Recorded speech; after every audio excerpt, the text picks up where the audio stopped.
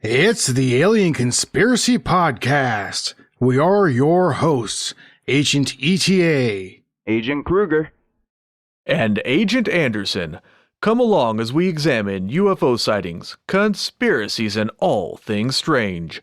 You can follow the show on Twitter at AlienConPod. We also have an email address, alienconpod@protonmail.com. We would love to hear from you. Before we get started, it's time for Strange Events, Bizarre Facts, the Unbelievable Revealed. This is the Mind Boggle of the Week. Bone conduction headphones? Want to rock out but hate having something in, on, near, or around your ears? Look no further than bone conduction headphones. This marvelous device conducts sound through your bones right to your inner ear. It can even help some who are hearing impaired. It has also been developed for Google Glasses, military helmets, and even advertising to train passengers leaning their heads against windows. But I wonder, could this also be used to fool someone into thinking they have received a psychic message? Some close encounters involve witnesses hearing messages that aren't spoken. What if these messages are delivered through bone induction rather than psychically? And now let's get to the show. Okay, today we are doing the strange sighting of Lonnie Zamora. It happened on April 24th, 1964, about 5:45 p.m. in the evening, near Socorro, New Mexico. So what happened was, Lonnie Zamora is a police officer, and he was waiting around, as they do, and he found somebody to pull over and give a ticket. So as he was chasing them down to pull them over, he saw in the distance, to the southwest, possibly about half a mile away, he saw a blue-orange flame in the sky. He pulled off the pursuit of the car he was chasing because he thought that the flame might be the result of a local dynamite shack. The mayor, I guess, had a dynamite shack over there. That's something they had in the 60s. But yeah, he had a shack full of dynamite, and the police officer, Lonnie Zamora, thought it might be exploding, so he decided to check that out instead. Probably more important than a traffic citation, I imagine. Oh yeah, I agree with that. So wait a minute. Yeah, what's up? Sorry, I was just gonna say, you don't have your dynamite shack? What do you mean? Everybody has Mine a got dynamite confiscated. Shack. Oh. Yeah. I just haven't got to it yet. It's one of those projects waiting in the wing. I hear you. Yeah, after I get finished rebuilding my classic car that I got on blocks in the driveway. Right? So the flame, he described it as being funnel shaped, and it had like the pointy part facing towards, up towards the sky, I guess. But the top of the flame was flat. He did not see any visible object that was producing the flame, and the flame looked like it was slowly descending. When he turned off the main highway, he kind of lost sight of it because he had to turn off the highway onto a gravel road and kind of go up to get over the hill to kind of get to where the flame was.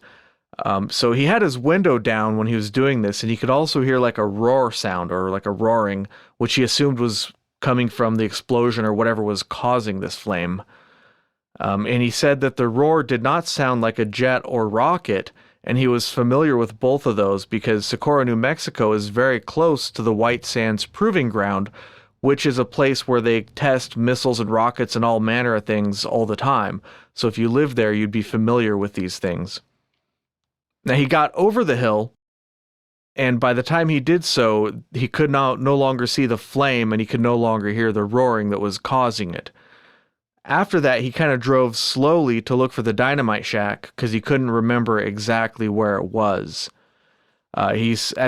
Somewhere around this time, he saw a shiny object off the road to his south, about 150 to 200 yards away.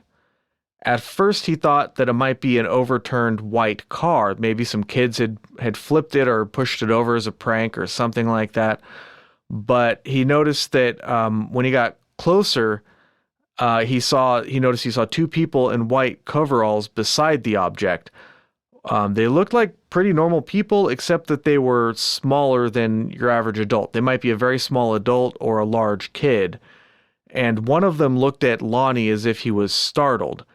Now, the object he described, it was aluminum, white, but not shiny like chrome. He drove further towards it, so it's kind of a hilly area. So he drove as he was driving towards the object, after he spotted the two people standing next to it, some hills obscured his line of sight again, and it took him about 30 seconds to where he could see the object once again. And when he got to that point, the little people that were next to it, they were no longer there. They were gone. He continued on and stopped his car about 100 feet from the object. The object itself looked like it landed in a gully that was maybe 20 feet below where he had stopped his car, looking down onto it. It was sitting on the ground, and it was supported by some kind of girders or legs. As he was getting out of his car, he knocked his little police radio thingy that, I don't know what the technical term for that is, but he knocked it off, and he bent over to pick it up and replace it. And while he was doing this, he heard 2 or 3 thumps, sort of like a car door closing. So he got out of his car. Yeah. Didn't he describe them as like a metallic, like a clank, like a thump? like a boink. Sorry, bad description of it. But yeah, no, that would make sense if those figures that he saw, if they were startled by his presence, which I don't know, I kind of find a little bit hard to believe, just because I would think that whatever car he was driving in, I don't know what kind of car he was driving, but back then, cars weren't quiet, right? So, yeah, why wouldn't they have heard him coming, unless they had? Well, maybe they said they had some kind of situation, emergency situation that they were dealing with. Maybe that's why they landed. So I guess never mind. Continue, sir. Well, I suppose it's also possible. Let's just go out on a limb here and say, what if these were aliens? They might not hear sound the same way we do. They may have some sort of completely different sensory organs, so maybe they don't hear at all. Who knows? But yeah, like you were saying, it's possible that they were distracted in some way or other, even if they can hear. What gets me a little skeptical on it. Sorry to cut you off there, Agent Anderson, but I feel like the positioning of his body where he was standing at that time, he reported that they left, or he said that they ran away from the ship. So where was he at the time of hearing that clank? Was his back turned? Was he not looking at the ship the whole time? That does get me a little skeptical on it too. Well, he was reaching down to grab his radio, right? Oh, okay, because it fell at that time as he was reaching. I didn't catch that when I was listening to the description and reading on it. Okay. Yeah, he bumped off his little radio thingamajig. You hold it in your hand, you press the button, you say 195 breaker, whatever, whatever they say. Oh, to his dispatch, yeah, the one that was connected to his vehicle. Right, yeah. So he picked that up to put it back, and when he was doing that, he wasn't looking at the object, but that's when he heard the knocking sounds, or metal clanking sounds, or whatever it was. Oh, okay. All right. How convenient. Just kidding. So I think one of the really interesting things about this is that when he had gotten closer to the vehicle, he claims to have seen markings on the vehicle. There were red markings. Yes. Yes. And it changes though, right? I've seen descriptions as it's a line with a type of eye, but I see different pictures that they have it as like a cross, but I'm not sure. Yeah, well, actually, we're getting a little ahead of ourselves there. But what happened? Might as well talk about it now, I suppose, since we mentioned it. One of the investigators from Project Blue Book was Sergeant Moody, and part of his investigation, what he did was all of the people, whether it was a magazine or a newspaper, or like NICAP or kneecap, as we say on this show, they were all releasing this image because this was a pretty big story at the time. So what Sergeant Moody did was he asked them to put out a fake picture of that insignia, and his reasoning for that, or so he says, is that this way he could, if anybody came forward, further witnesses came forward who saw the same craft and they put out a fake insignia, he would know that they were hoaxers.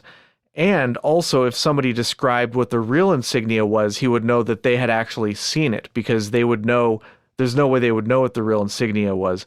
But the problem with this is, I don't want to go too much into detail on this, because, I mean, you could spend probably 20 minutes on just this insignia stuff, and it's probably not that interesting.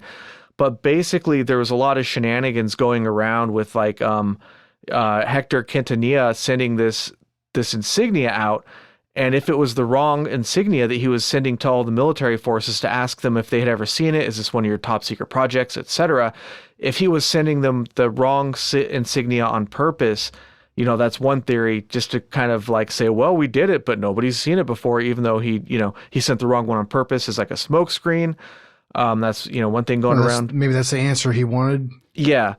And there's also another idea that even though Sergeant Moody and Blue Book had asked all these people not to put out the real one, but to put out the fake one, they ignored him and put out the real one instead when they weren't supposed to.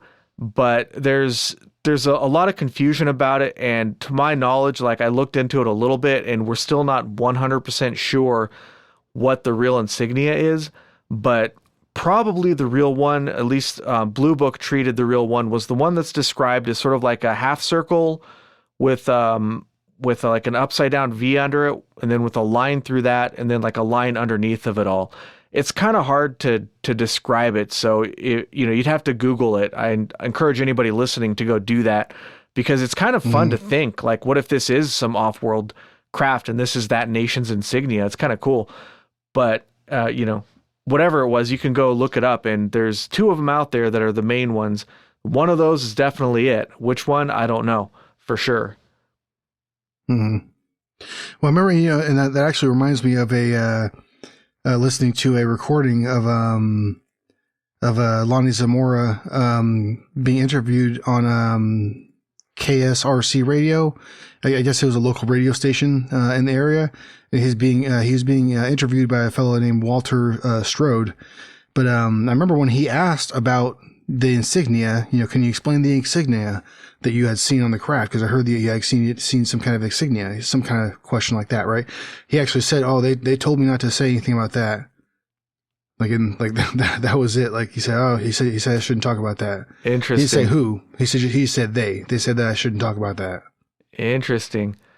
Yeah. You hear all these stories and you're like, maybe the men in black are real, Well, I mean, government agents obviously are, right? Yeah. So, I mean, it's, and there's another, well, I mean, maybe I'm getting a little bit too far ahead, but, there's another example of, during the investigation of the site that he, where he saw the craft and where they had found evidence, and we'll get into the evidence later. There was a state trooper. This guy's name was Ted Jordan. And he was taking pictures of the site and stuff. And by this point, military officials had already arrived. Among them, Captain Richard T. Holder, which was one of the investigators that was sent from the White Sands Missile Range. But anyways, the state trooper Ted Jordan was taking pictures and doing his own investigation as a state trooper. And they confiscated his camera. Said, "No, well, go ahead and give me that right now." And They told him, like, "Oh, you'll get it back. Don't worry." And he kept on inquiring, later on afterwards. He never got it back. And the one excuse that he did end up getting was, "Oh, your film was corrupted. So none of them came through anyways." I've seen that many times looking into this kind of stuff. A lot of cases of bad film response. And I learned that from watching an actual interview of that guy, the state trooper, Ted Jordan. And so that's from the horse's mouth right there, Their response is like, "What camera? We don't have any camera." Yes. Yeah. Like trying to do a Jedi mind trick, waving their hands in front of his face. There was no camera. There's my favorite case of something like that is where, what's the gentleman's name? Where he was recording. It's probably one of the best cases of UFO footage, but he sent the film in because they asked him, "Can we have the film to analyze it?" He sent it in. And before he sent it in, he had actually showed it to a bunch of people in town, a bunch of his friends and everything. And when he got the film back, there was a bunch of frames missing off the front of the film, and he said, and they asked other people who had seen the film, in those frames you could see the object clearly, whereas in the other frames it looks kind of shiny and far away, and you can't really tell what it is. So that, I mean, there's a pretty common theme. I can't believe it. Oh, this is such a major case. My mind, it's on the tip of my tongue. I can't believe I can't remember the name of that case right now. Anyways, we'll get around to it. We'll do an episode on it sooner or later because it's a really good case. Oh, hell yeah. Sorry to be late on this, but I keep looking. I always see this. I think it's an inside joke at this point, and I don't mind being laughed at when I ask this question. But it says people have said this craft was supposed to be meeting up with President Ike, and that it just made a left instead of a right, and that's how they got into this predicament. I don't. That is totally subject to. It's that probably sounds like a political commentary to me. right. I'll take it. How dare you? Well, because they relate it to Project Serpo. Are you guys familiar with that? Oh yeah, that's a whole other rabbit hole That's right a whole there. can of worms, yeah, isn't it? Yeah, but tell us. You can't just tease us like I'm that. good. Tell us about I'm it a good. little bit. No, I can't. No, I Yeah. really could not give you any more than that. It just that's from what I've seen it a few times where people are saying, "Oh, it's true." According to leaked transcripts, President Reagan's initial briefing on the ET subject, they were planning to meet and all this stuff. The journal, like it's probably hogwash, but I don't know, something to put a pin in. Yeah, that's not something I have looked into really deeply, Project Serpo, but I have heard it before, so I don't really want to say much about it because I haven't done like the deep dive, and whatever I say is probably going to be completely wrong. But there's a good chance we'll get to it eventually, if there's anything to it. Mm-hmm. All right. So let's get back to the story here. The story at hand. Oh yes. So Officer Zamora happens to witness this craft. He sees a couple figures next to it. Hears a metallic sounding like bang or something like that. Presumably doors shutting. Then which must be those figures getting back in the vehicle. And then the vehicle shoots straight up in the air, but it doesn't go that far up in the air. It was like something like 30 or 40 feet. Something like that. What happened? What happened was, so he was approaching it, right? When he gets within 50 feet of it, it shoots up into the air. Well, but it also it had an important detail, I think, which is kind of weird. But it has the blue-orange flames shooting out from under it as it takes off, right? And then once it does that, he hits the dirt because he's afraid it's going to explode. So he's sitting there, looking for cover. And then once I guess he's not looking at it when this happens, but once it gets to a certain elevation, it stops making noise. And at this point, he gets up and makes a run for his car. Now, like you're saying, it was hovering about 20 feet off the ground, but because it was in a gully before that, it was actually hovering about even with his car. So he was looking right at the thing probably, So he gets to his car and then he's still panicking. He runs a little bit further before he turns around to observe it. That's what I found from the descriptions of the event. Mm-hmm. And I remember seeing in one quote that he had tried to use a radio at one point, but while he was close to the vehicle, there was too much static, so he couldn't get any traffic out or anything like that. The radio wouldn't work. Interesting. I must have missed that description.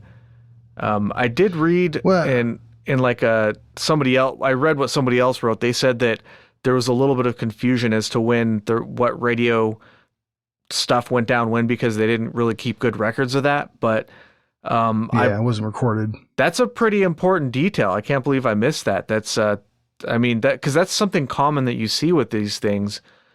But it's so common you'd expect to see it. Well, it was an article, and he was quoted to have had said that. I suppose it's. But I mean, it's all the different interviews I've seen him in before he passed away, unfortunately. He seems to be pretty consistent, and he doesn't seem to be making things like grand or trying to blow things out of proportion to make himself look good. You know what I mean? Which sometimes, like to me, obviously, when you see that, it's like either it's a personality fault, and the person's trying to take advantage of something they may have seen, or they're just plain lying and just trying to get attention, what I mean? Right. So, I'm sure there's a fair amount of that happens for sure. But this doesn't seem to be the case to me with this. You know what I mean? The guy seems to be a genuine individual, and he hasn't tried to seek fame or fortune, from this. So Yeah. He's a credible witness, in my opinion, for sure. For the many years, and like you said, he hasn't tried to make any cash grabs. And there's been two other witnesses, and even in their stories, there was some inconsistencies. But Lonnie's is still hold true to this day. Well, even some of the characters that were there directly afterwards that were investigating the scene, like for instance, that fellow from the White Sands Missile Range that came down to investigate, Captain Richard T. Holder. Yeah. He actually gave an interview many years after the fact. I forget which program it was on. It was on Unsolved Mysteries, I think. As a matter of fact, I'm pretty sure it was on Unsolved Mysteries, if I remember correctly. Yeah, Unsolved Mysteries had an episode on this. Yeah, I'm pretty sure that's where I had seen it. So he actually said on that program that nothing from what he saw, like all the evidence that was there,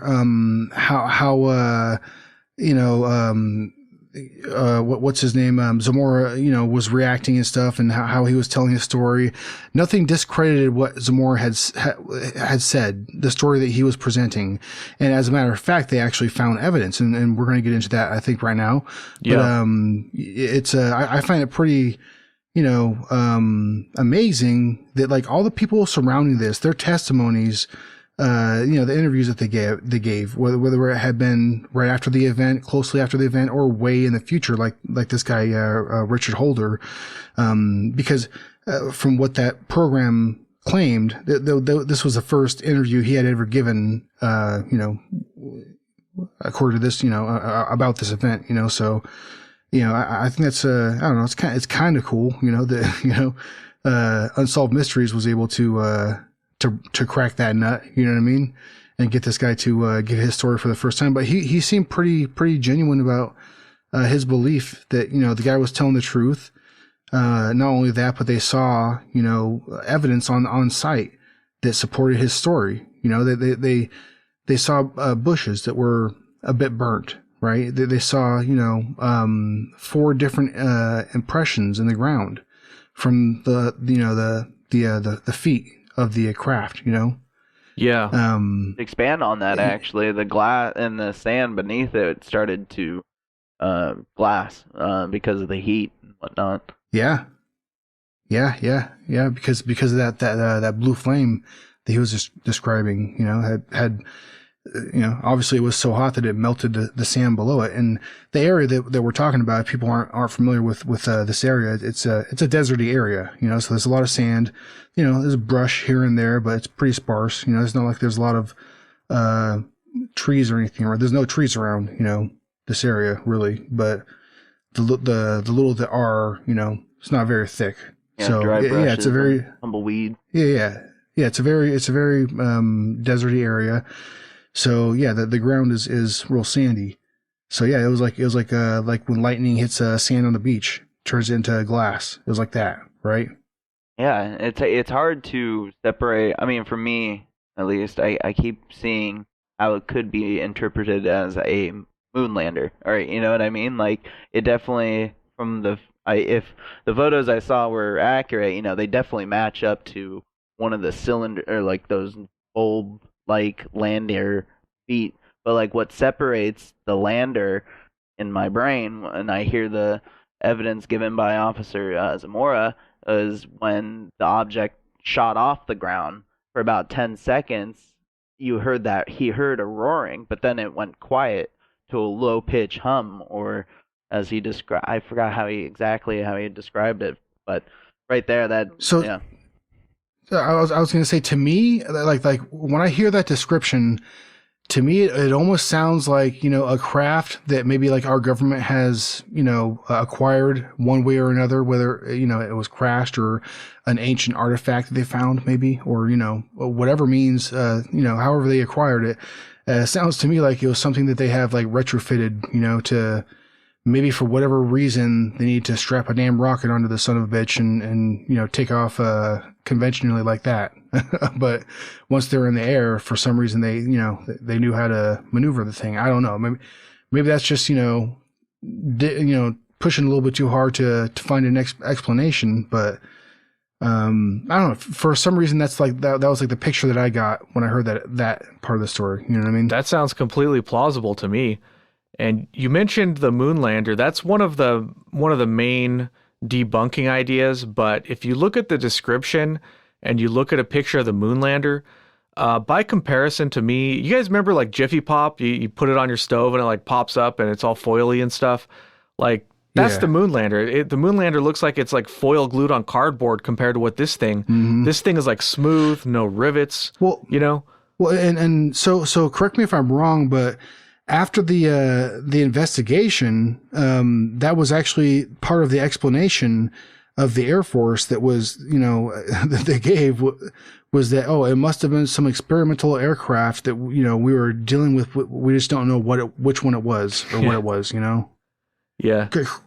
That's correct, right? I don't remember what the official explanation is. As far as I know, Blue Book's official explanation is that it was unknown or unsolved. But there's, the different branches who I don't know if they gave different answers than that. But we'll get to it later. But there's been a lot of really fun debunking attempts on this one over the years. Mm-hmm. We'll talk about that in a bit. I don't know if I mentioned yet, but when it hovered away silently, it hugged the terrain and it stayed 20 feet above the terrain the whole time and kind of like going up and down with the hills and everything. And it went away in about 3 minutes, and that's about 6 miles, I think, if I'm remembering that correctly. Let me see. Let me check my notes here. 3 minutes, 6 miles. Yeah, so it went silently 6 miles in about 3 minutes against the wind, and it supposedly flew over the dynamite shack that Zamora had been looking for, like past like 3 feet over that shack. So maybe that's, somebody added that in from the newspaper, but I kind of like that little detail because it puts a nice little bow on the story, right? Mm-hmm. Yeah. So the first person to come and investigate, we're talking about the investigations. Right away, Zamora called up. He had a friend who was actually a state trooper, and his name was Sam Chavez. So he calls up dispatch and says, "Hey, can you send Sam over to help me look at this scene or whatever?" And he was also kind of a little bit worried about being considered, like crazy or a crackpot, because that was a very common theme. Even our own military would try to paint witnesses as crackpots to try to discredit them before, during, and after this. I mean, all the time they've done that. So Chavez gets there. Zamora has not left the scene yet. And so the first person to actually look over the area and kind of take notes and do an investigation of any kind is this fella, Sam Chavez. And he notes certain things that are very important. So, sometimes the evidence, what you find is good, but what you don't find can be very important too. And he noted that there were no footprints or tracks, vehicle tracks of any kind, other than Zamora's footprints going to where he said he went, leading up to the area at all.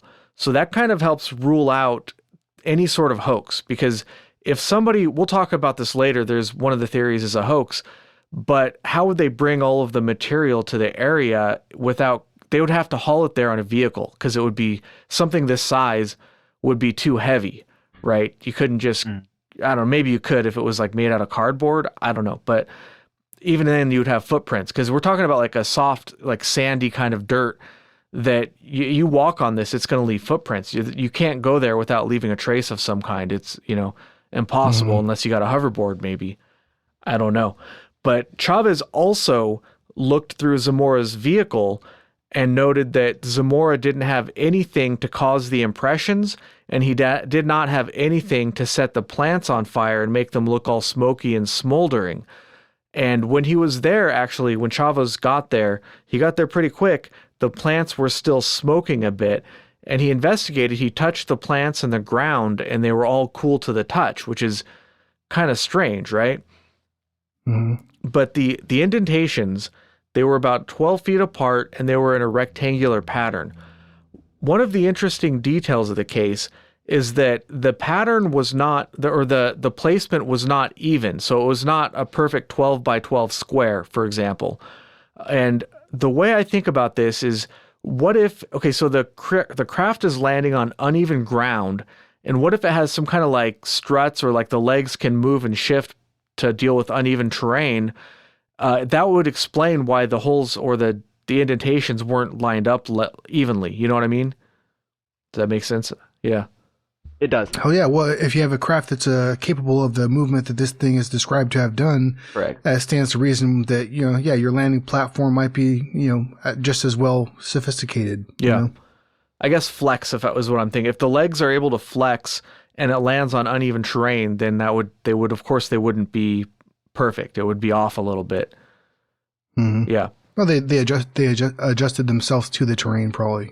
Yeah.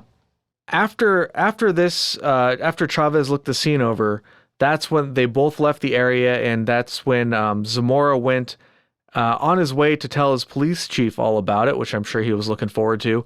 He actually stopped by his priest for a chat, which I think is kind of an interesting detail, because Zamora, like you mentioned earlier in his interviews, he's very businesslike or matter of fact, and just the facts, ma'am, just the facts kind of a fella. But the fact that he went to his priest first means that inside it was a little shooken up about the case, and he definitely had some conflict, that's for sure. Yeah, an internal struggle as far as like dealing with what he just saw. Right. So he was, and also I forgot to mention, but when Chavez first got there, he told Zamora that he's like sweaty and pale looking, and he asked him something like, "You look like you've seen a ghost or whatever," and Zamora replied by saying, "Oh, I think I've seen the devil," or something like that. And it might be the case that he really did, because I'm not Christian, but from what I understand, there's a certain number of people who think that aliens might be, rather than extraterrestrials, they might be some form of demon. That's that's a pretty popular theory out there, from what I understand. But I don't want to speak for the Christians, obviously, because I'm not one of them. But if Zamora might have thought that he literally saw something supernatural like that. And that might be why he went to see his priest. So while he was going to talk to the priest, Chavez actually notified the military about the sighting, because of the white sands nearby and concerns of the time of, military stuff. He was probably his patriotic duty even to file a report. Whereas nowadays, I think anybody in their right mind who saw something like this, they would just like whistle and walk away and pretend they had never seen it, just because... of in 1964, the Cold War was definitely a way and off. You know what I mean? Yeah. Oh yeah, dude. Yeah, this was the height of the Cold War, as as it always is. But the FBI also got notified somehow. I wasn't able to find if Chavez notified them or if the military forwarded it to them or whatever. But either way, very shortly after, what's up? I heard that they were there like within 90 minutes is what I heard. Yeah, it was something like that. Yeah, what I read was under 2 hours, which, so the FBI and Captain Holder, FBI agent Burns and Captain Holder that you mentioned earlier, they were on the scene very quickly, which is kind of exciting because a lot of these cases, they have to fly out somebody from Project Blue Book, and it takes them 2 weeks to get out there. By the time they have, people have trampled all over the scene. So these guys were there right away. Yeah. Oh, yeah. They saw the very similar evidence that Chavez reported and what you guys have already mentioned. And they noted that a lot of the plants that were burned, like the bushes or shrubs or whatever, they weren't burned evenly like what you would expect if like a rocket took off over them. Some of them were burned. Some of those next to those were not burned or charred. Some of them were like only half the plant was charred or burned. The burn pattern didn't seem to make any sort of sense with what you would expect from like a rocket or a jet that was there trying to take off. Or even if they just lit like a large size campfire or something, Right. to create the effect, to try to fake it. You know what I mean? Which I've heard that was one of the other things that people claim had happened. That's a plausible way for sure. One thought I had while reading these descriptions was that if any of you out there, or any of you agents have been anywhere near a jet, it moves a lot of air, like a epic crap ton of air. And if this was some sort of prototype for like a Harrier, which was out a few years after this, the Harrier was not a thing yet, but it would be soon. If it was a prototype that was using a jet to kind of take off vertically, or if it was a rocket, those things move so much air and have so much power that I feel like there would be a crater where the sand should be, because it would just push all that sand. It would create like a little mini like dust storm where it was taking off. That's how powerful these things are. It wouldn't just kind of char some shrubs. And nor be as quiet. And also I'm sorry. No, go ahead. Just gonna say, nor would it be as quiet. I mean, the thing would be screaming across the land. I mean, when it was, hovering just as low as it was, and reported by multiple people, like that thing would be screaming across the earth. I mean, it would be loud. Yeah, everybody in Socorro would have heard it. Yeah. But not only that, but there would be so much thrust that like the bushes that it did char or burn I would imagine be greatly affected, that they would at least be blown over, or like, maybe a bunch of the branches have been blown off, which is not within any of the accounts that I heard, Or maybe they would be completely turned to ash and would have vacated the area, Yeah. Or be hot from the sound of it. I mean, because, a lot of these, they were cool to the touch, I mean, you associate smoke with some sort of heat, right? Yeah. Well, yeah, if they're so smoldering, they should be hot to the touch, I would think, or at right? least warm. Yeah. I mean, not cold. Hell yeah. Some evidence of heat. Yeah. So the FBI and Air Force investigators, they noticed a couple of details that Sam Chavez had missed.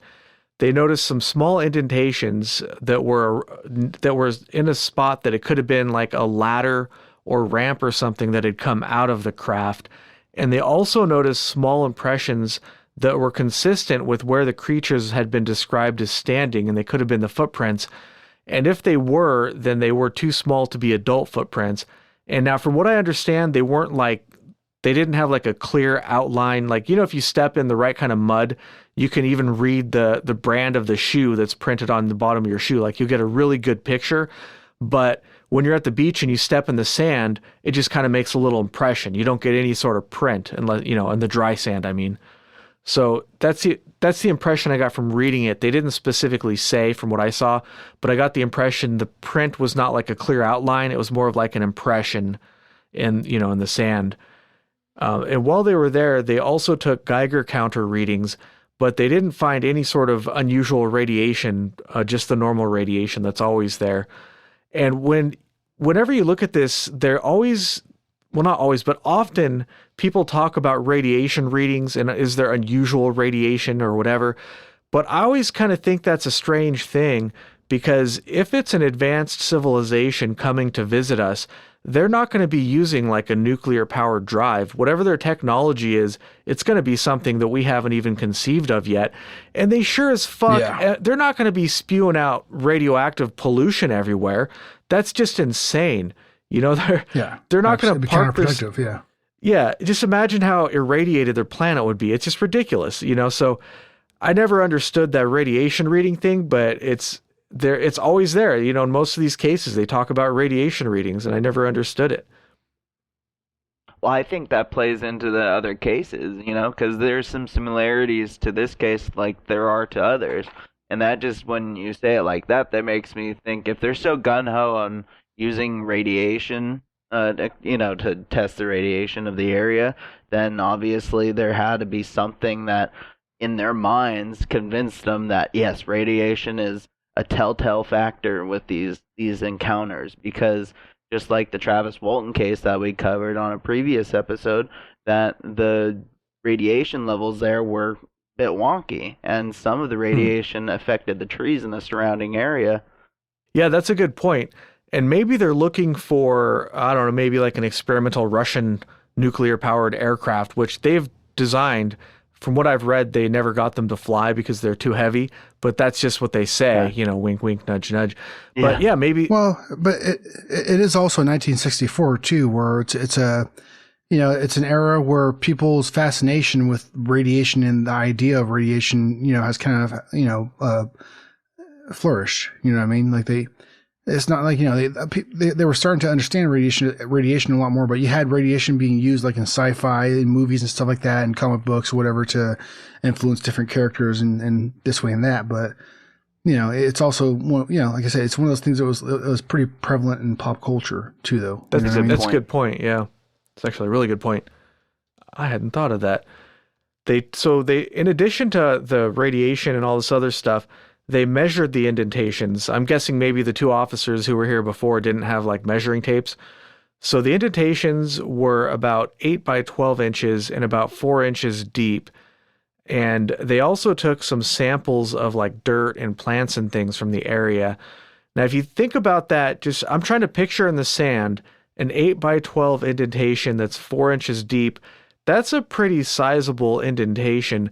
So that craft that landed there, whatever it was reasonably heavy, at least as heavy as a car. But it's hard to say for certain without doing experiments on that specific soil with different weights. That's how he also described it as being an egg-shaped, I don't know what the hell that is, an egg-shaped craft that was about the size of a car. Right. That's why he said he thought it was, initially he thought it was maybe a car that flipped over on its side or something like that. But yeah, he said it was, about the size of a good-sized car and egg-shaped with obviously the landing craft on the feet on the bottom, the 4 feet on the bottom.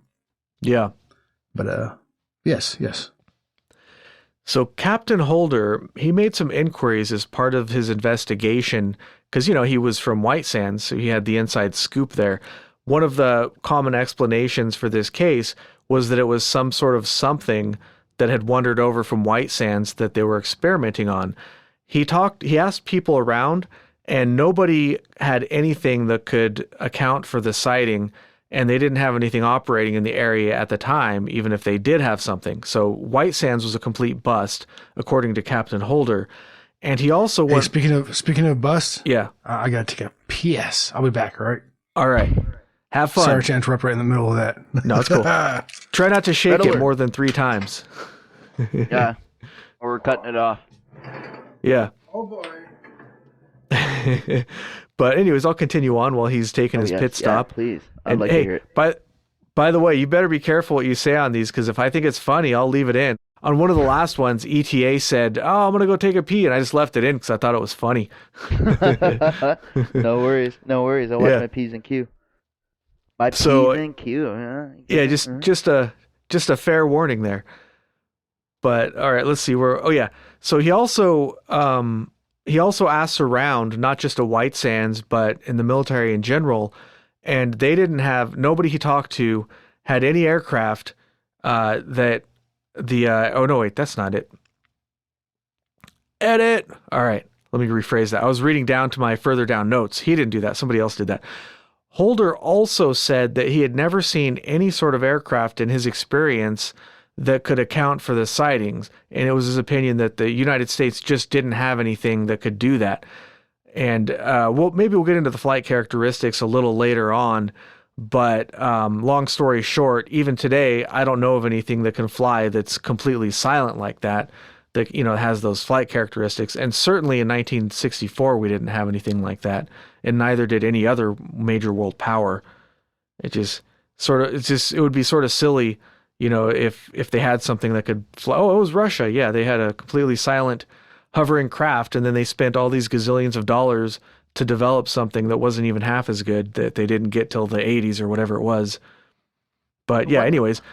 No, the one thing that, if you don't mind, that I would say to that is I could imagine a scenario like the Tesla situation where it probably was, let's just say that, it was an extraterrestrial, and then there was a guy who is just this aspiring scientist who will give us the next best technology, but it just got shafted. Does that make sense? It just didn't work out the way it was supposed to. There's arguments to be had about how Tesla was the better like we went with the light bulb or the incandescent light bulb instead of, the ways that Tesla wanted to go. And people have said that there could have been, major differences in how we draw power from the earth, and instead of making such a large ecological footprint, we could have been doing it a different way. Yeah. Sorry, I'll stop rambling on that. But yeah. No, that's a good topic. Actually, that would be a good episode to do sometime, because there have been, I've never done the research on it, but I've heard a lot of cases of companies buying some sort of patent for a technology and then just burying it because they don't want it to hurt their business model. So some inventor will come up with something and then they'll just kill it so that they don't have to compete against it, or they don't have to, shut down their factories and retool everything. Capitalism. Oh yeah, there's a supposed long history of that. Yeah, and I know for a fact that happens in the medical industry with pharmaceuticals, because I've read about it before, where they'll talk about, oh yeah, we had this promising thing, it probably would have cured it, but it's going to cost us money, so we're just going to kill it. And I've seen that happen. I know for a fact that's happened once or twice that I've seen personally, but I'm sure it's happened other times too. Most relevant would be the corona. I mean, with everything I'm not sure, I haven't looked into it since I saw it and it was brought to my attention, but Bill Gates had his hands in a vaccine or whatnot that was, having to do with SARS. But, COVID is a lot like SARS, and there was also a lot of similarities between a vaccine that if we do develop it, Bill Gates gets a piece of it. So it's kind of like, oh, that's odd. Yeah, I don't know for sure. I don't want to say too much about it, but since it is a relevant topic, I did see recently that there was some investigations into, like, the lab in Wuhan that everybody knows about. They were actually researching coronaviruses at the time, and there was a little bit of suspicions going on. But on the other hand, I also read an article that somewhere in Europe, I forget the details, which is why I don't want to kind of go too much into it, but somewhere in Europe, they had taken like lung biopsies or something from patients like before this whole thing started. And those biopsies, actually, those patients had been infected with coronavirus in Europe before it broke out in Wuhan. So if that's true, then it didn't actually start in Wuhan, which is, that just makes the whole thing a little bit crazier. But I just saw one article, and I didn't see any more articles, and I don't know if it's even true. So who knows? That definitely deepens the rabbit hole, that's for sure. Yeah, that's the thing. I don't know what the heck to believe. Yeah, exactly. Yeah. So let's see. What was I gonna? Oh yeah. So now that Agent ETA is back, let's get back into the. So the last part of the investigation for Captain Holder was that he went and talked to military and civilian radar operators in the area, and they had not tracked the object at all on radar.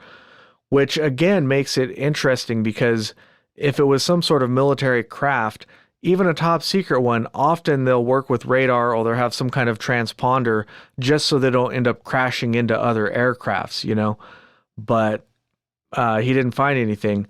And that's, as far as Holder's investigation goes, that's the last bit I have on his. And after that, the investigation was turned over to Project Blue Book. Project Blue Book, that's when we get the involvement of Sergeant Moody. We mentioned him earlier with his insignia shenanigans. He didn't arrive on the area until 2 days later to investigate, but there's a really weird thing. He was actually stationed really nearby in Kirtland Air Force Base doing some other project that I won't go into right now because it's a whole other can of worms. We've had enough of those already, But a lot of people find that suspicious that he just so happened to be in the area, almost as if they knew something weird was going to happen. But it could just be a coincidence. But the reason why people get suspicious is because Project Blue Book was always a really small operation. Even if in its heyday, it did not have that many people working for it. And at this time, it had been scaled down, and this was not too long before they shut it down in 1969. So they had really pared down the staff, and I believe there was only 5 people in the entire military working for Blue Book at this time. So that means that out of the 5 people in the whole dang country, and it's a pretty big country, one of them just so happened to be right next to where this happened. It's a little suspicious, but then again, the whole thing is weird, so it doesn't necessarily mean anything weird was happening. But yeah, I digress. Sergeant Moody arrived 2 days after the incident for his investigation, and he re-interviewed Chavez and Zamora separately again, and he also canvassed the town of Socorro to find more witnesses, but he didn't really find any. And he considered a hoax by Zamora or maybe somebody else. And so, Blue Book, actually, they talk about this in the file that you can look up online, but they didn't believe for a second that it was a hoax because it just doesn't make any sense. You'd have to have too many people involved, and it would have been too difficult to, because they, like we're talking, they got on the scene really quickly, and you would have had to do everything really quickly, get all the evidence out of there, cover up your tracks and all that stuff. And they just didn't find it plausible that it had been hoaxed. Blue Book asked around to different military divisions and projects and contractors and whatnot, and none of them reported having any sort of craft that could perform that the object that Lonnie Zamora saw did. So according to Blue Book, our military says we didn't have anything like that. And who knows if they were, so compartmentalized that they weren't even allowed to tell Project Blue Book. But Project Blue Book, you can actually see this on the documents that Major Hector Quintanilla, who's the head of Blue Book, he had top secret clearances. So he had the potential access to anything that was going on, at least theoretically.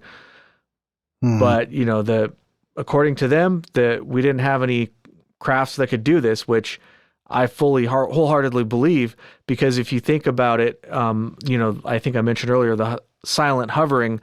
We still don't have anything of this size, a manned vehicle, maybe some kind of top secret drone. I don't know, but everything we have still needs some kind of visible propulsion, visible flight surfaces like wings or some kind of helicopter blade or something. They all make noise. I'm not aware of any military craft that can fly silently and can hover and things like that. So even today, we still don't really have anything, at least not publicly, public knowledge, that could do what this craft did. And, that kind of adds a little bit of interesting, I don't know, something to it. It defies gravity. It defies the laws of physics. That's not how it works. I mean, we're seeing the technologies today with SpaceX and, other, pioneering space technologies, private tier companies, just getting off the ground with automated ships. And you can see how loud and how abrupt they are. It's a scene. It's a sight to be seen when these things are entering orbit or just doing their test runs. So, I mean, in the 60s, to have a ship capable of being off radar and to maintain its speed and how it maneuvered in the environment it did, yeah, goes against the laws of everything. Oh, yeah. And nowadays, when they build like a rocket or something, the bigger technology is just bigger. We need a rocket to go to Mars. Well, just do like a Saturn V, but bigger. It seems to be the way they're going. It can land by itself, but it's still very, very similar to the technology we've been using since the 50s. And, rockets, at least, don't seem to have advanced that much, which is just, one little piece of what you're saying. But yeah, I totally agree. ETA, were you saying something? It seems like you might have cut out there a little bit. No. Okay. Wasn't saying a whole lot of anything, really. Not at the moment. Okay, it sounded like you were saying something you might have cut out. Never mind then. I farted a little bit. It was a voice. I can back him up. He is not crazy. Yeah. This time, though, at least I didn't put the microphone right to my butt. Oh, that's good, because you got to put that microphone back to your face, so there might be repercussions. It's still my face and my fault. That's true. Yeah. How'd you get that pink eye again? I'm okay with it. Wait, what? How'd you get that pink eye again? The mic just under your eye. No, somebody else has to fart on your pillow, not yourself. Right? So you can't give yourself pink eye. That's true? That was my understanding of it. We're going to have to test this out. It's got to be somebody else's fecal flakes. This is for science, okay? Now we got to test this out. I'm sorry, we got to test this out. Yeah, we might have to science this. Because, I can usually fart at any given moment, so... Oh. And I got plenty of pillows. We're going to have to do 2 phases of this experiment. Our first phase is we're all going to have to fart on our own pillows.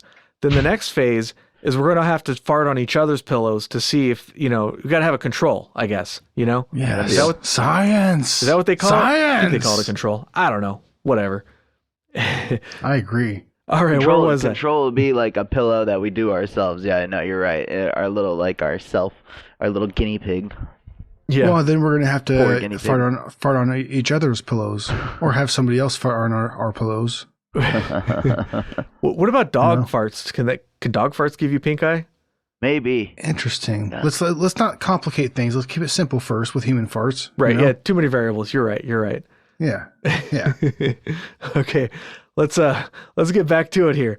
So that was the first Blue Book investigation by Sergeant Moody, but actually they sent, well, I don't know if they sent him. I think he might have gone because he was just interested, but the good old famous, superhero of UFO investigations, J. Allen Hynek, also went and investigated this. He didn't get there till a little time later. So by the time he got there, the scene had already been trampled over by the public. But he went out to the scene with Zamora and also looked things over, and he brought with him Ray Stanford of NICAP, or NICAP, whichever you prefer. And so they hooked up and went out there together to do a sort of a joint little look over of the scene.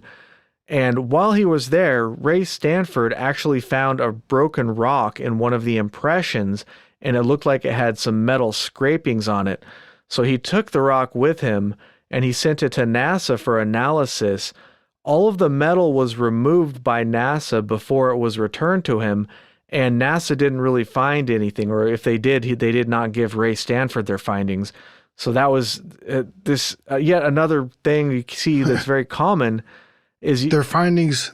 I think their findings were that you weren't supposed to find this. right, and it's very frustrating because you get like these little tantalizing pieces. Like this could be, like even if it's microscopic, a piece of an alien spaceship, and they're like, nope. We don't know what you're talking about. This rock is exactly like you sent it. We looked at it and there's nothing there, buddy.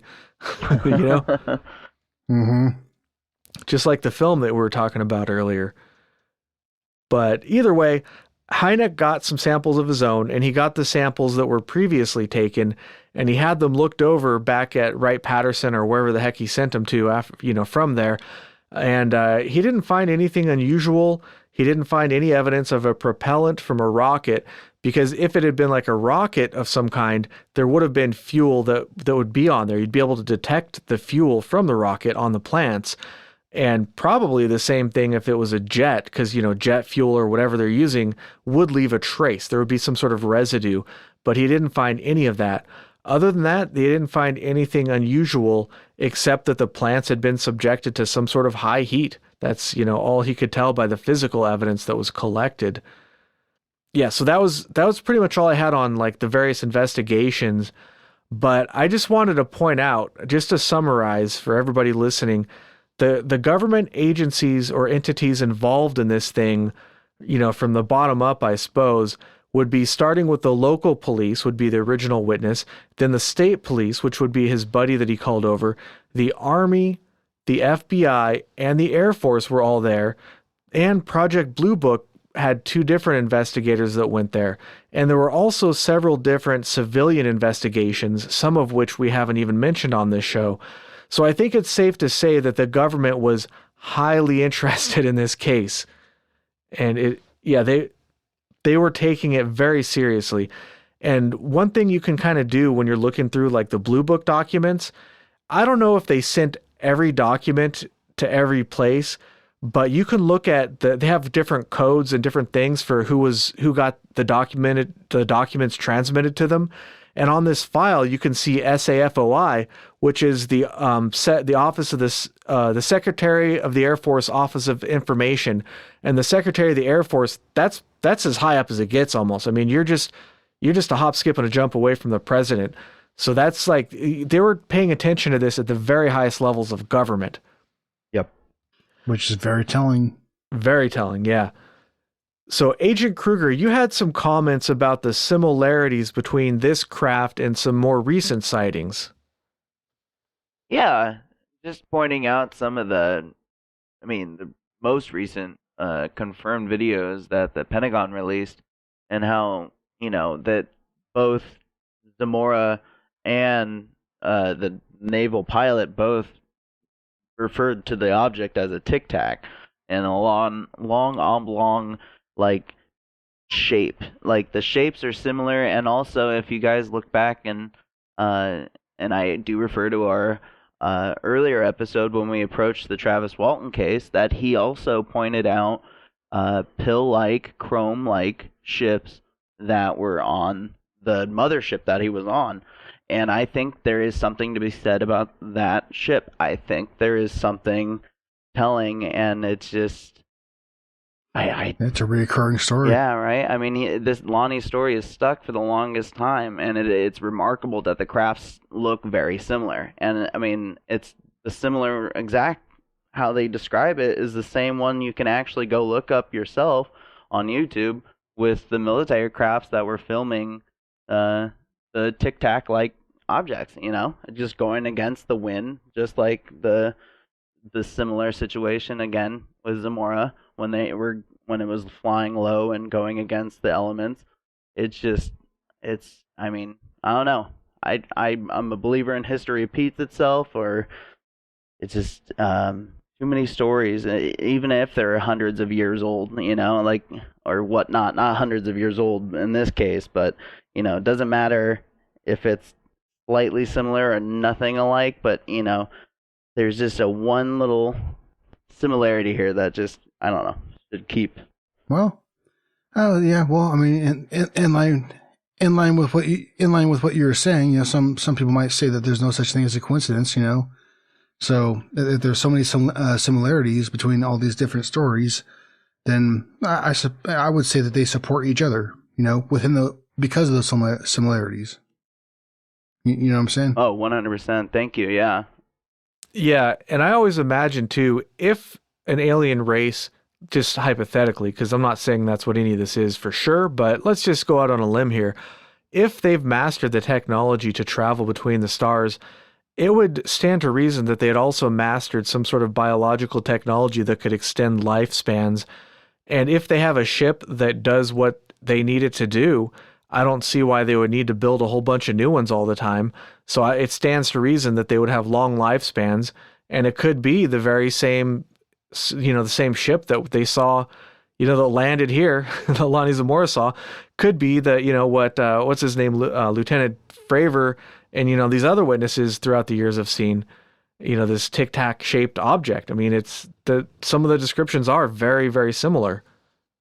Along with the childlike, larger, you know, larger than a child, but not so much of an adult. But the descriptions of the pilots that, you know, fly those, you know, could be grays.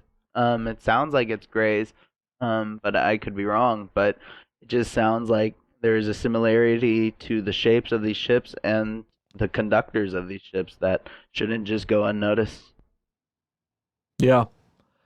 So yeah, I had a thought on the flames that were coming out to kind of pivot to a different subject, I guess. The craft didn't seem to need the flames as a method of propulsion, because after it took off, the flames stopped and then it hovered away without the flames. So I really liked ETA's explanation earlier with maybe it was something that we found and we strapped a rocket on it to kind of maneuver it around. That had not actually occurred to me. Or maybe they were making a point. Like you got too close, Officer Zamora, you know, like we're going to make it a display now, you know? Yeah. What it seemed to me was that maybe there was some kind of malfunction and the flames were not a part of a propulsion system, but maybe they had to vent the extra heat for the flames, or maybe it was just part of the propulsion system was going haywire or something like that. Or it also occurred to me maybe that was some sort of camouflage. They had observed us and they noticed that we had stuff flying around that had flames coming out of it, because everything we have that flies around uses fire of some kind. Maybe they did that to try to blend in, which I know that's a bit of a stretch and it doesn't really it probably doesn't stand up to scrutiny, but it's just an idea I had, so I figured I'd share it with the class. Yeah, well, no, I think that's very interesting too, because I've heard that perspective in a couple different stories, but the gist of it is that like they're so advanced that they choose to present themselves visually to us in a way that isn't the real like what they really look like.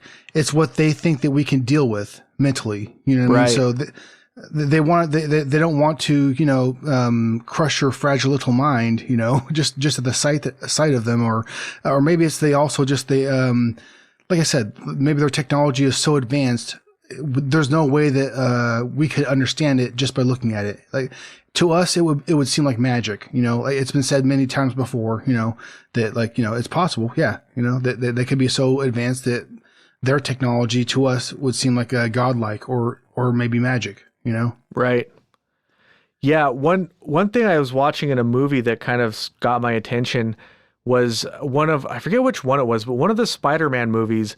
Iron Man gives Spider-Man like some kind of nanotechnology suit that it's like, so it's like a mechanical suit, but it's mechanical on the microscopic level. And I was like, that would fit so well with so many of these cases if they had technology like that, not just for the ships, but for the suits themselves. Like think, for example, the Kelly, Kentucky, the Kelly Goblins. I don't know if you guys are familiar with that, but that's the case where like the aliens kept coming to the house, or creatures or whatever they were.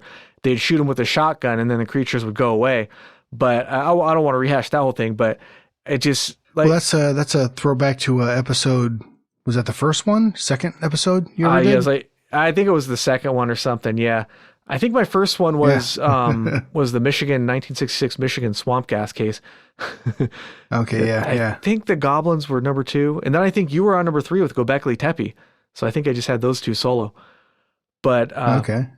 But yeah, so like you're saying with this godlike technology, and that's just something from a movie. So what do they have that we haven't even thought of yet? It kind of just captures my imagination, kind of just gets me thinking wild thoughts. Oh, I'm sure there's plenty, Yeah. We're not so advanced as we think we are, I think, Oh, no. Well, and also, I'm also naively saying that, not knowing what's really in reserve that the public does not know. You know what I mean? Like because we've talked about it before, like, and it's not just our government, every government out there that has a massive budget of some sort, that has, money to throw towards this type of stuff, development of different technologies, whatever it is. I'm sure there's plenty that like maybe already we might look at as like a bit of magic, you know what I mean? Because, it's just so advanced. But I mean, and I think we've talked about this before. I'm not sure either on air. I know I definitely in private, I know we have, but like, it's been a little bit since like, there has been some kind of advanced technology from, the military sector that has been like revealed to the public. That was like, a big, like, surprising thing or something that was very impressive. You know what I mean? It's been some time. Right? Yeah. They used to do that to kind of say, hey, look at us. We're doing our jobs. We're protecting you. Our military is badass. I think they would release stuff like that occasionally just to maybe they don't need to anymore. Just to make the public feel comfortable. But I don't know why they haven't. Maybe they don't need to. But the last one I seem to remember, the real big release was the F-22 Raptor. Maybe I just haven't been paying that much attention. I know they've developed stuff that the public has quote unquote found out about, but the last one they made a big deal about was the F-22. That thing is badass. That is a serious fucking jet. Jamma. Yeah. Oh man, I get hard thinking about that thing. But I don't know what's the next generation. I think the next generation, which is why they're not really talking about it, because they don't want it to get out too much. I imagine would have to be unmanned drones. UAVs. That's all the rage. Sure. But who knows? Yeah, they're not making a big deal about it like they used to. Well, imagine one of those Raptors unmanned and somebody from, any place in the world, controlling it and then sending it anywhere else in the world. Oh, yeah. Oh, yeah. And they're already, doing that with the drones that they're using right now. Yeah. I mean, you'd have somebody in Oklahoma that is controlling a drone that's in the Middle East, for example. You know what I mean? Mm-hmm. Yeah, no, I agree. That's probably, and that's kind of scary to think about. Right. I mean, it's just like the thing that, say, for instance, if you find yourself up against a drone like this, like whoever you are, wherever you are, if you happen to even recognize that there is a drone before you die, because you might just be, before you know it, something's dropped upon you, a bomb or whatever kind of, round or something that, whatever kind of munitions that this thing has on it, you probably won't even realize, first of all. But I mean, what can you do against that? You know what I mean? Like it's That day will come. you have At to one point, that day will come. There will be a war waged with just drones, and unfortunately, a day where Sure. a terrorist attack will be carried out that way too. Well, Oh, sure. Yeah, I why always not? wonder what's the next logical step in, continuing the technology. So basically right now, everything I know about at least, it's just been extending the technology of the jet engine essentially. It's just a really fancy, it's the same thing as you have in your car in that it just blows up a fuel, it explodes a fuel to generate energy and push the thing forward. That's obviously a very, Internal very combustion. oversimplified. But the Still point is, crude. what's the next step after that? Where do we go from using a fuel like that to, using flight surfaces and controlled stuff, that airplanes that fly around? Like, have they gotten something like gravity manipulation or something like that? That's the exact term I was about to spit out right there is gravity manipulation. Yeah, I mean, It has to be, I would think. do they have right? weapons now that they can just like, instead of flying a drone halfway across the globe, can they just like melt your brain halfway across the globe, just the press of a button, This these are the things that keep me up at night.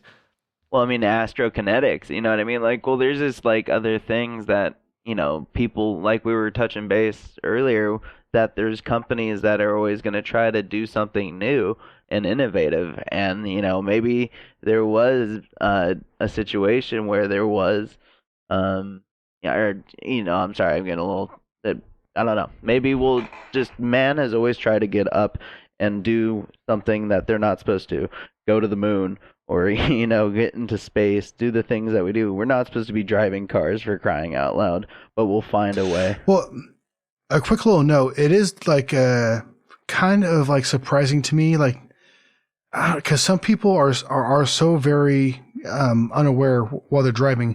It is still surprising to me that there are less. I mean, there aren't as many like accidents as you'd think there would be with how many people are driving, and like it just seems like I don't know, you see so many people like on the road when you're driving in congestion and stuff. Like the way some people drive, it's just like, and I've known people like this some of my friends and stuff that like, I don't, some of them have never been in an accident, and I don't know how the hell that's possible, because I've been in the car with these motherfuckers and like, they're all over the goddamn place, like they're all over the road, and like, they just don't pay attention, and I know there's gotta be countless other ones out there. I'm not saying that I'm a great driver. I like to think I pay an okay amount of attention, but maybe I don't. I don't know, but like, yeah, I don't know. I always found that really weird, man. That like, I know that there's a decent amount of accidents. People do die, and it's not uncommon at all, But like, you'd think with how many idiot freaking drivers are out there, there'd be more. Yeah, I don't know. That's sorry to get off on that wild tangent, but hey, that's what it's all about. Sometimes when it comes to driving and traffic and stuff, there comes a time where you see opportunity to vent, and I just took that opportunity is all. You know what I mean? No worries. I am done. All right. Well, it's we're a little bit over an hour here, so why don't we start wrapping this one up? Before we finish this episode, I wanted to talk a little bit about the skeptical explanations. We won't spend too much time on these because they're all pretty damn absurd, but just figure I'd mention them for a good laugh, So we already mentioned the lunar lander test, which is actually the most plausible explanation, I think. But when you look at it, it doesn't really line up because, first of all, the thing really looks nothing like a lunar lander. And even if it did, a lunar lander cannot do anything remotely like what this thing did. It doesn't fly like it did or any of that stuff. And I didn't even bother to look, but I'm willing to bet that if you looked into it, there probably was not even a lunar lander anywhere near the area. Were they testing them at White Sands? I don't know. Maybe. I'm sure it's definitely possible, but yeah. Hell if I know. Supposedly students that were working with lunar landers did it, but I mean, had some hand in doing it, but I doubt that. Yeah.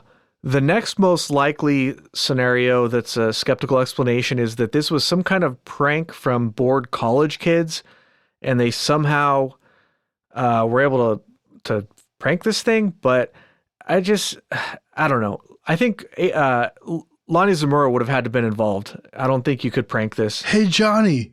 I got an idea for a good prank. Let's fake a UFO and trip out some state trooper. Yeah. Well, Yeah. Sweet. I won't pick. So this idea is pretty much, it's more absurd than it would just be more reasonable to say that it was aliens, in my opinion. But let's just look at one little piece of it. If you were going to prank this, you wouldn't put it out in the middle of fucking nowhere that you'd have to drive up all these gravelly hills and stuff to get to. You'd put it right next to the road so you could get somebody's attention, you know? And that's, you could pick this thing apart from beginning to end like that. And I won't, because it'll probably be boring. But the college kid prank, it just doesn't make any sense, you know? No. Yeah. And it just gets worse from here, by the way, from the skeptical explanations that I've been able to find. So next up, we have dust devils, you know, like those little tornado things. That was actually proposed as a those skeptical. things are awesome. Yeah, that was. Dude, I love dust devils. Oh yeah, I love seeing them, especially if you got like a long drive in the middle of nowhere. It just keep you entertained. Dance you know? naked in I them? don't think he uses them the way we think he uses them. What? But yeah, so I don't know about you guys, but I can't imagine how a dust devil could account for this sighting. It just doesn't make any dang sense. Yeah. I would agree. And then we have Yes. the obligatory ball lightning, which is, I don't know, is somehow even sillier than dust devils. You know, we have This is new. Yeah. yeah, we have a candle in a balloon. I guess. I do that. Russians, which I guess Russians should have been a little higher up on this list, maybe under college kids. It's always the Russians. Either aliens or Russians.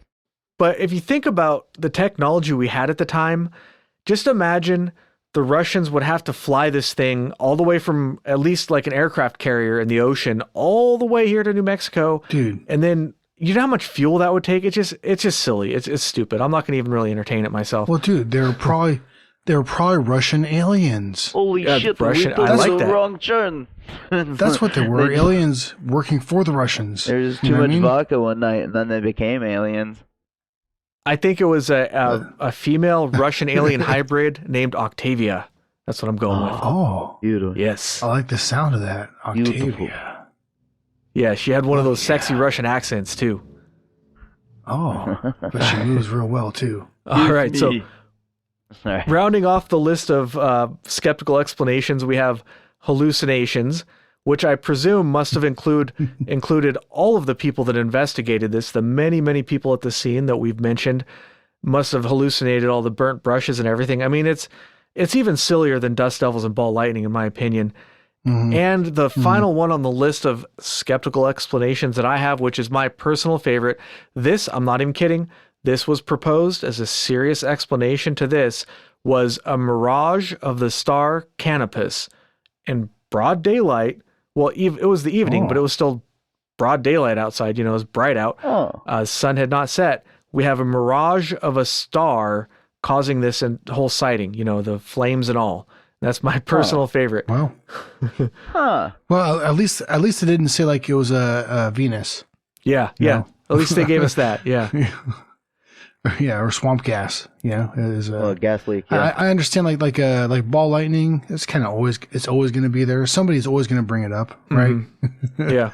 But like the other stereotypical ones like were a little bit, you know, absent here. But then you have these things like that where it's like, all right, well, I guess they just chose a different label, you know, like instead of the usual star, it was a different one, you know. Well, I mean, Right. instead of a planet, it was a different, you know, it was a star.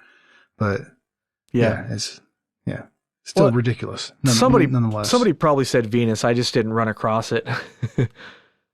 I didn't see it, but yeah, well, probably somebody at some point, I would imagine. Yeah. Well, that's pretty much all I had for this one. Did you guys have any other final closing comments? I guess we could do our, like, in summary, like what we all think. We do that usually. So I guess I'll start it off as saying, I don't know what it was, but I don't think it was a terrestrial craft. There was definitely a physical object there. That's pretty much cannot be disputed. So I think this is a really excellent case for some sort of extraterrestrial visitor. Why not? Yeah, I agree with that. Yeah. And as far as my opinion goes, I think, the impression that I got from Lonnie Zamora is that I genuinely believe that he's an honest person. He doesn't seem to have the usual hallmarks of somebody who's trying to benefit from something like this, like I said before, which gives him more credit, I think, you know. And there's also the supporting cast, I guess you could say, of people that were there immediately after the incident, after he observed this, you know.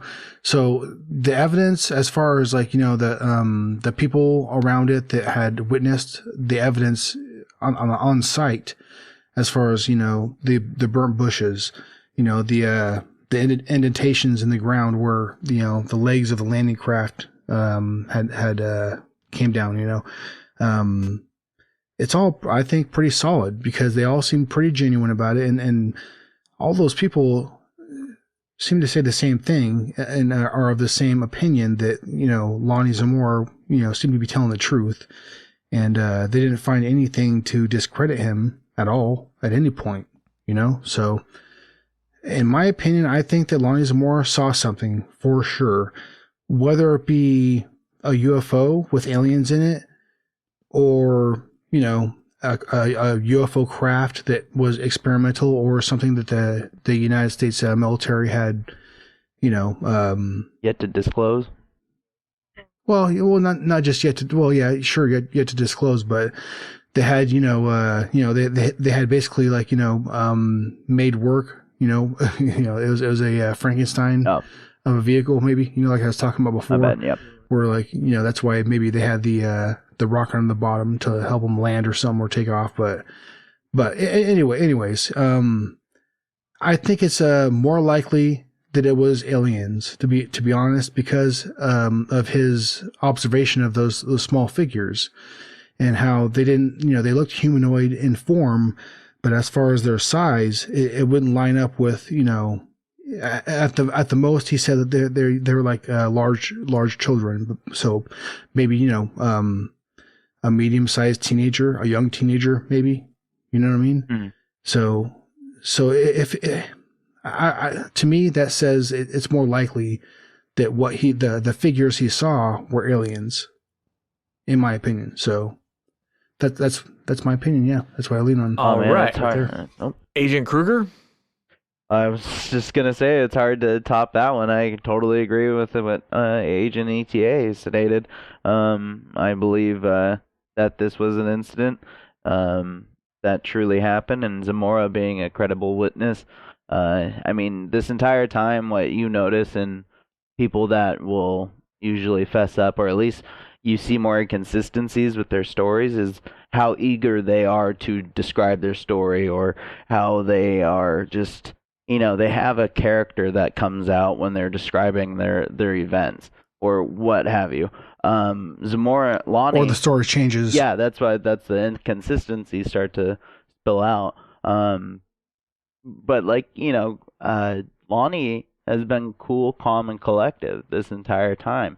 And I have family, if you guys don't know about this, Agent Anderson and Agent ETA, that are law enforcement. And, when they're telling a story, or if they're not BSing you can tell it right away. They're people that they don't tend to mess around. And, Lonnie does strike me as that typical red-blooded American, so it's just, I find it hard to believe that Lonnie is making all this up, or he hallucinated it.